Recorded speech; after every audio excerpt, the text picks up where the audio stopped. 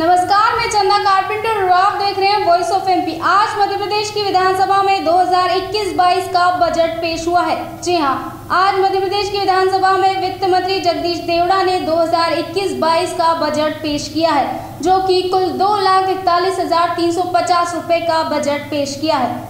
इसे लेकर आम जनता को बड़ी राहत दी है। इस बार किसी प्रकार का टैक्स नहीं लगाया गया है, नहीं बढ़ाया गया है और साथ ही हालांकि पेट्रोल डीजल पर कोई टैक्स घटाया भी नहीं गया है।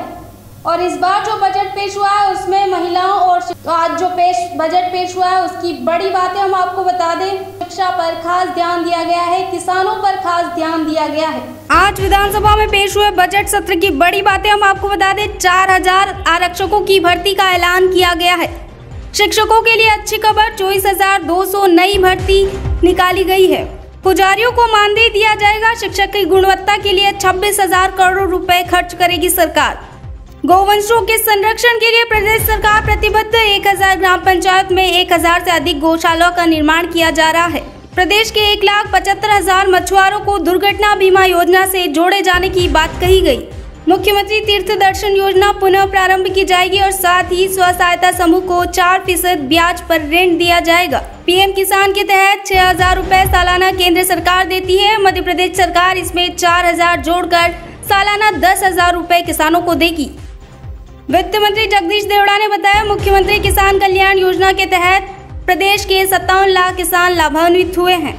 प्रदेश में 220 सर्व सुविधा युक्त स्कूल बनाए जाएंगे। इसके अलावा आत्मनिर्भर मध्य प्रदेश के लिए समीक्षा के लिए आत्मनिर्भर पोर्टल बनाया गया। इस बजट में शिक्षा पर ज्यादा जोर, 65 आदिवासी कन्या विद्यालय खुलेंगे। 2021-22 में 1,000 भवन निर्माण होंगे। जल जीवन मिशन के माध्यम से महिलाओं के जीवन में बदलाव लाया जाएगा। जल संसाधन विभाग के लिए अनुमान बजट 6,436 करोड़ रुपए। साथ ही प्रदेश में 9 नए मेडिकल कॉलेज खोले जाएंगे। इंदौर, भोपाल सहित एक अन्य जिले में 3 कैंसर हॉस्पिटल खोले जाएंगे। प्रदेश में बनेगी 2,441 नई सड़कें। गैस पीड़ितों को स्वयं पेंशन उपलब्ध कराएगी सरकार। 6,432 करोड़ से जल संसाधन किया जाएगा। इस बजट में स्कूलों के लिए 1,500 करोड़ रुपए का बजट पेश किया गया। साथ ही इस साल जो है राजस्व घाटा 8,294 करोड़ अनुमानित किया गया है। तो आज जो विधानसभा में बजट पेश हुआ है उसे लेकर आम जनता, कांग्रेस समर्थक और साथ ही भाजपा के नेताओं की क्या राय है, इसके लिए देखिए हमारे संवाददाता दीपक खताबिया की रिपोर्ट। जी, आज जो पेश हुआ है बजट, उसमें मैं चाह रहा था कि मध्य प्रदेश की जनता को राहत मिले और जो पेट्रोल डीजल पे वेट है वो थोड़ा कम हो और पेट्रोल डीजल रसोई गैस वगैरह जो भाव बढ़ रहे हैं तो उसमें कुछ राहत दी जाए। आम जनता क्या चाहती है? आम जनता यही चाह रही है कि इसमें कुछ राहत दो और जो वेट बढ़ रहा है उसको वेट कम करो। मेडिकल कॉलेज भी खुलने जा रहे हैं मध्य प्रदेश में 10 और नए मेडिकल कॉलेज। बहुत सारे वादे किए गए कि नियमित में खुलेगा, ऐसा होगा, परंतु अभी कुछ रोड़े अटके हुए हैं तो अभी तक कोई खुल नहीं रहा है, खुले हुए नहीं हैं। तो इसके लिए भी मध्य प्रदेश शासन कुछ करे और इसको जल्द से जल्द कार्रवाई करके। क्या नाम आपका? राकेश पाटीदार।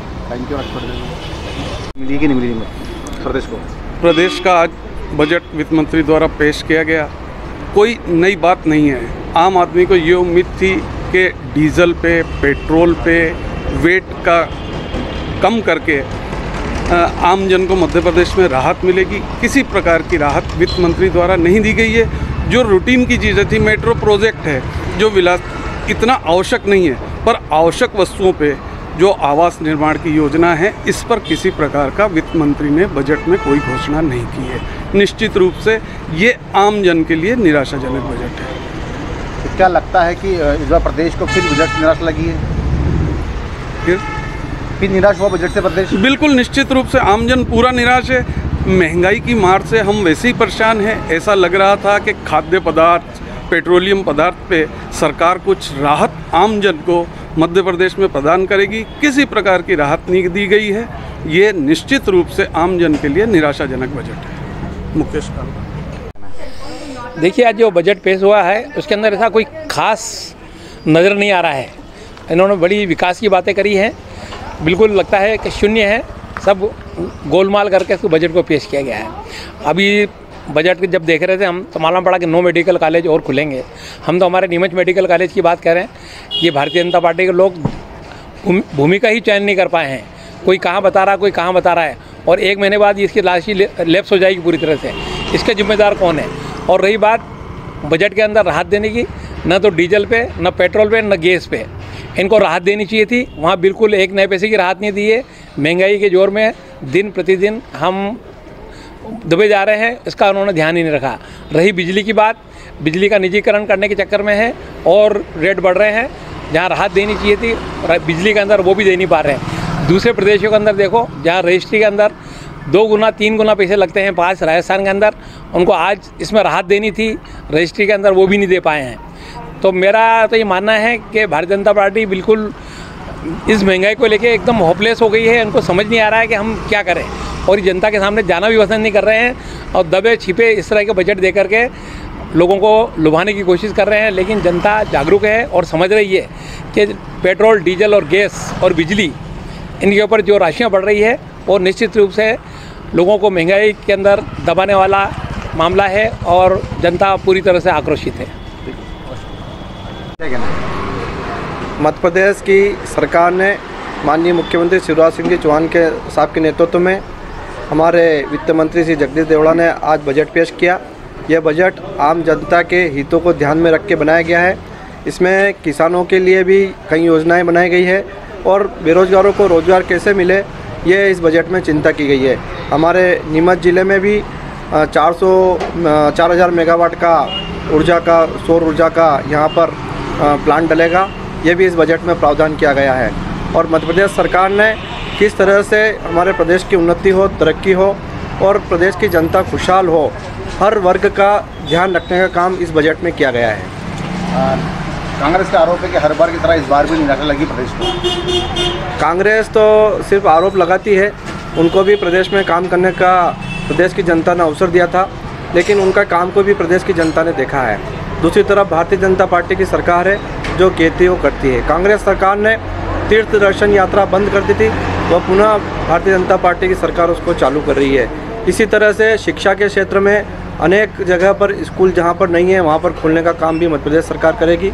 चिकित्सा के क्षेत्र के अंदर मेडिकल कॉलेज खोलने का प्रस्ताव इस बजट में किया गया है और 3 कैंसर हॉस्पिटल खोलने का भी इस प्रस्ताव किया गया है, जिसमें हमारा इंदौर शहर भी है जहाँ पर वहाँ पर कैंसर का हॉस्पिटल खुलेगा। इस तरह से चिकित्सा, शिक्षा एवं रोजगार को देखते हुए मध्य प्रदेश की सरकार ने जो बजट बनाया है वो आम जनता के हितों का बजट है और मैं इस बजट का स्वागत करता हूँ।